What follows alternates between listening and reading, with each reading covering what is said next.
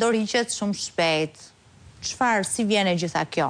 Ke një analizë, një optik?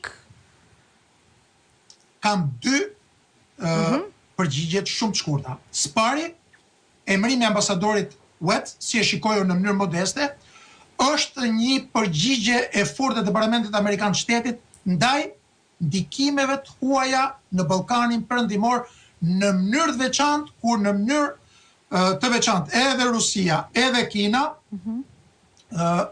tentojnë të ruajnë implementimin e fuqisë së tyre në bashkimin në Ballkanin Perëndimor. Rusia në Bosnjë, Hercegovinë, në Malinë, në mënyrë të veçantë në Republikën Srpska dhe në Serbi nëpërmjet Vučićit, por edhe Kina nëpërmjet Vučićit, dhe ju e keni ndjekur se çfarë pritje ju dha Vučićit dje dhe pardje në Kinë. Që thot të dy këto aktor antiperëndimor. Tashmë sipas strategjisë sigurisë kombëtare të Shtetit Bashkuar të Amerikës, Ballkani Perëndimor është i sankcionuar si domen amerikan dhe interes i pasfidueshëm. Dhe është pikërisht keq qeverisja në mënyrë të veçantë në Serbi dhe në Shqipëri, të cilat kanë qenë problematike.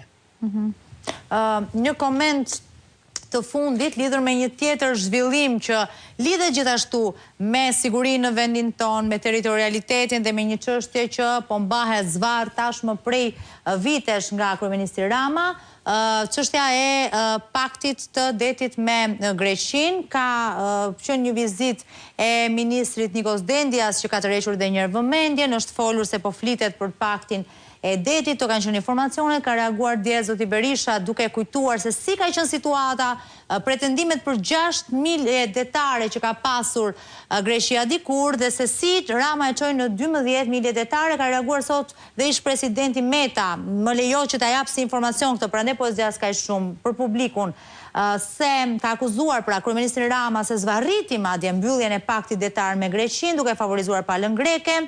Ka paralajmëruar se Shqipëria rrezikon të humbas në Hag me pasoja të pakthyeshme për interesa detare e suverenitetin e vendit. Tani, si e shihni ju këtë situatë? Shumë shkurt, marrëveshja e firmosur nga kryeministri Berisha dhe Dora Bakojanis në 2009 bazohej kryesisht në përdorimin e parimit të vijës mesme. Ajo pati kritika për sa i përket rolit të ishujve grek që morën një efekt përdorimi teorikisht sikur zgjeroi.